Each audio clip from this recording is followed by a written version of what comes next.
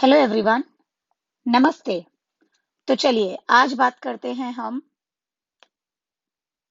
इनकी। ये हैं महाराष्ट्र सरकार के चाणक्य संजय राउत। ठीक है। अब जैसे कि आप सभी को पता होगा कि महाआघाड़ी सरकार में तो फूट कब की पड़ी चुकी है। शिवसेना भी बेचारी बहुत ही डरी डरी डरी डरी और सहमी सी है। ठीक है। और इन दिनों ये जो संजय राउत हैं, स्पेशली लास्ट 2-3 दिन से इन्होंने बहुत ही क्या कहूँ मैं उसे, हल्ला मचा कर रखा है या खलबली मचा कर रखी है। ठीक है। तो देखिए, ये किस तरह के आदमी हैं। एक तो इसमें जो मैं आपको इमेजेस दिखा रही हूँ, उन सारी इमेजेस को आप एक बार आप जो कोई भी मेरी वीडियोस देख रहे हैं ध्यान से देखिएगा। उसमें एक बहुत ही कॉमन सी चीज है जो बहुत ही इजीली कोई भी ऑब्जर्व कर सकता है, तो वो आप मुझे जरूर बताइएगा। ठीक है। कमेंट्स में आप जरूर बताइएगा कि वो क्या चीज है जो इनकी हर एक इमेज में कॉमन रहती है। ठीक है। अभी देखिए, ये इस तरह के इंसान हैं कि इन्हें अभी इनको याद आ गया है कि औरतों को निशाना नहीं बनाना चाहिए। ठीक है। क्योंकि इन्होंने क्या कहा है इसे कि ये सब बीजेपी का खेल है। बीजेपी बहुत ही डरपोक तरीके से कायरता दिखा रही है और वुमेन को, फैमिली और बच्चों को टारगेट कर रही है। उन्हें इसमें नहीं क्या घसीटना चाहिए एंड ऑल। ये जो सारी बातें बोल रहे हैं ये संजय राउत। तो इनको अब याद आ गया कि औरतों को निशाना नहीं बनाना चाहिए, लेकिन इनको तभी याद नहीं आया जब ये बीएमसी को भेज के कंगना रनावत का घर तुड़वा रहे थे, जब इन्होंने घर तुड़वाया था। ठीक है। तब इनको याद नहीं आया, अब इन्हें बहुत अच्छी तरह से याद आ गया है। ठीक है। और आजकल ये क्या कह रहे हैं, आ देखें जरा किसमें कितना है दम। अच्छा, तो ये बीजेपी को बता रहे हैं, मतलब बोल रहे हैं कि आइए देखते हैं कि किसमें कितना दम है। ठीक है। तो इनको वैसे डायलॉग तो बहुत बड़े-बड़े बोलने आते हैं इन्हें। ठीक है। लेकिन इन्हें तब तक कोई भी प्रॉब्लम नहीं थी जब तक ये जो बात है कि ईडी ने इनको इनकी वाइफ को समन भेजा है। ठीक है। पीएमसी घोटाले, मनी लॉन्ड्रिंग के केस के सिलसिले में। तो इन्हें तब तक कोई प्रॉब्लम नहीं थी जब तक ये बात पब्लिक नहीं हुई थी, सबको नहीं पता थी, जब तक ये मीडिया में नहीं आई थी। इन्हें प्रॉब्लम अभी इतनी ज्यादा हुई है, या मैं इस तरह से कहूँ कि इन्हें मिर्ची अभी इतनी ज्यादा इसलिए लग रही है क्योंकि अभी ये बात आ गई है मीडिया में और सभी को पता है कि ईडी ने 2 समन भेजे, तीसरा भी भेजा है उन्हें आज सुबह वहां पर हाजिर होना था।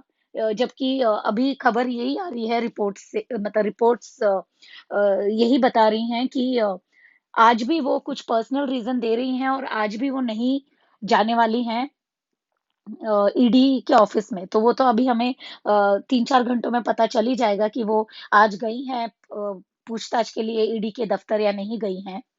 ठीक है।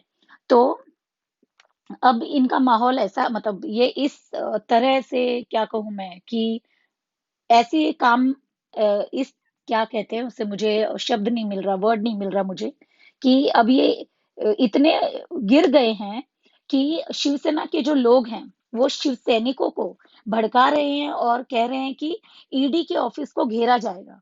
ठीक है। जो कि आप समझ ही सकते होंगे कि कितनी गुंडागर्दी चलती है। ठीक है। और ये जो आप इमेज देख रहे हैं, भाजपा प्रदेश कार्यालय, ये जो पीछे ये बिल्डिंग है, ये है ईडी का ऑफिस मुंबई में। ठीक है। ये जो बैनर लगाया है इस पेड़ के सहारे और इस लैंप के सहारे, ये लगा कर गए हैं शिव सैनिक, ये बताने के लिए ये ऐसा कहना चाहते हैं कि जो ईडी है, और इनके हिसाब से तो सीबीआई भी है, वो भाजपा के लिए काम करती है, बीजेपी के लिए काम करती है। तो इसलिए ये बैनर लगा के गए हैं, भाजपा प्रदेश कार्यालय instead of ED office, this is a BJP office. ठीक है। ऐसा ये बोलना चाहते हैं। तो ये तो इनका पुराना है, गुंडागर्दी करते रहते हैं। और गुंडागर्दी के एग्जाम्पल्स देने जाएं तो मतलब कई घंटे लग जाएंगे। ऐसी ऐसे ऐसे इनके मतलब एग्जाम्पल्स हैं, इतनी गुंडागर्दी करते हैं ये शिवसेना वाले। ठीक है। और क्या कह रहे हैं संजय राउत कि सेंट्रल गवर्नमेंट की ये जो हरकत है ये कायराना है कि औरतों को बीच में लाना। ठीक है। या फिर फैमिली को बीच में लाना। ठीक है। अभी इनसे कोई ये पूछे कि ईडी का जब नोटिस जब आया, ठीक है? तो आप अगर आप इतने ही दूध के धुले हुए हैं और आपने कोई घोटाला नहीं किया है करोड़ों का, हज़ार करोड़ों का, ठीक है? और कोई भी आपने आपकी वाइफ़ ने कुछ भी घोटाला नहीं किया, आप इतने दूध के धुले, आपकी कोई गलती नहीं है। अगर बैंक अकाउंट्स आपके इतने क्लियर हैं, तो फिर सिर्फ़ पूछताछ ही तो है, सिर्फ़ अ, क्या इंक्वायरी है, सिर्फ़ पूछताछ है, क्या प्रॉब्लम है जाने में? कोई प्रॉब्लम होनी तो नहीं चाहिए। लेकिन जब आप इतने ज़्यादा बौखला गए हैं, तो ज़रूर कुछ न कुछ है जिसका खुल जाने का आपको इतना डर लग रहा है, सामने पब्लिक के आ जाने का आपको इतना ज़्यादा डर लग रहा है, इसलिए आप ये सब कह रहे हैं। तो आपने जब अपने सचिन वाजिब को AK-47 लेकर अर्नब गोस्वामी के घर भेजा था, तो तभी आपने कैसे भेजा था? किस हक से भेजा था? तो अभी भी आप कुछ कीजिए। देखिए, जब आप लोग हाथ धोकर पीछे पड़े थे अर्नब गोस्वामी के, तो तब तो वो चले गए थे हाई कोर्ट और सुप्रीम कोर्ट कि मेरे साथ गलत किया जा रहा है, मेरी मदद कीजिए, मेरी हेल्प कीजिए। तो अर्नब गोस्वामी गए थे ना। तो अगर आपके साथ भी ऐसा लग रहा है आपको कि ईडी गलत कर रही है या कुछ ऐसा हो रहा है, तो आप भी जाइए, हाई कोर्ट जाइए, सुप्रीम कोर्ट जाइए, ठीक है?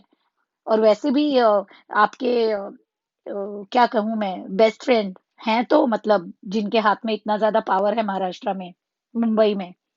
मुझे नाम लेने की ज़रूरत नहीं है, आप सब लोग समझ जाएँगे, ठीक है? तो ये जो पीएमसी बैंक का जो स्कैम है, मनी लॉन्ड्रिंग है, पंजाब महाराष्ट्र कोऑपरेटिव बैंक, ठीक है?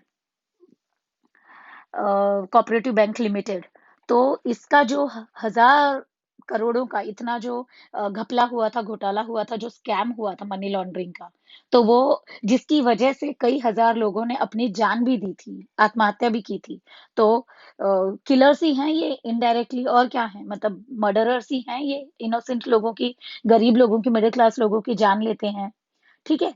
तो फिर इन्होंने कई फ़ॉल्स अकाउंट बनाए बैंक में, ठीक है? बनाने में मदद की, ठीक है? ये जो मैटर था वो आरबीआई, फिर मुंबई पुलिस, फिर उसके बाद सीबीआई, और अब ये ईडी के हाथ में है, ईडी के पास है ये जो पूरा केस है, ठीक है? अब जिन लोगों को थोड़ा नहीं पता हो कि ये बात एक्चुअली स्टार्ट कहाँ से हुई, तो उन लोगों को मैं ये बता दूँ कि किरीट सोमैया ने एक ट्वीट किया था, ठीक है? जो बीजेपी से हैं उन्होंने एक ट्वीट किया था, तो वो आप एक बार देख लीजिएगा। आपको समझ में आ जाएगा ये सारी चीज़ शुरू कहाँ से हुई।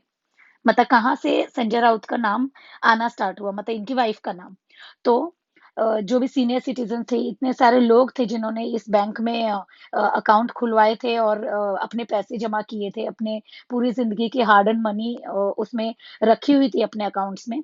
तो वो सब ये पीएमसी, फिर एचडीआईएल, या फिर आप प्रवीण राउत, आपको पता ही होगा। तो ये सारा जो मैटर है वो जुड़ा हुआ है प्रवीण राउत से। प्रवीण राउत का भी नाम आया, माधुरी राउत का भी नाम आया, माधुरी प्रवीण राउत मतलब उनका नाम आया, और फिर वर्षा राउत का नाम आया जो है संजय राउत की वाइफ, ठीक है? अभी तक तो जो भी बोला जा रहा है वो कुछ 50 लाख का ही अमाउंट सामने आया है, जो घोटाले की बातें की जा रही हैं, लेकिन जो इतना सारा घोटाला हुआ उसके पैसे आखिर गए कहाँ? क्या किया आपने? कहाँ गए वो पैसे? ठीक है? तो आप सभी लोग जानते ही होंगे कि महाराष्ट्र की जो कानून व्यवस्था है वो कैसी है। आप सभी लोग उससे बहुत ही अच्छी तरह से वाकिफ़ होंगे। कानून व्यवस्था से, फिर मुंबई पुलिस कैसे ऑपरेट करती है वो भी आपको अच्छी तरह से पता होगा।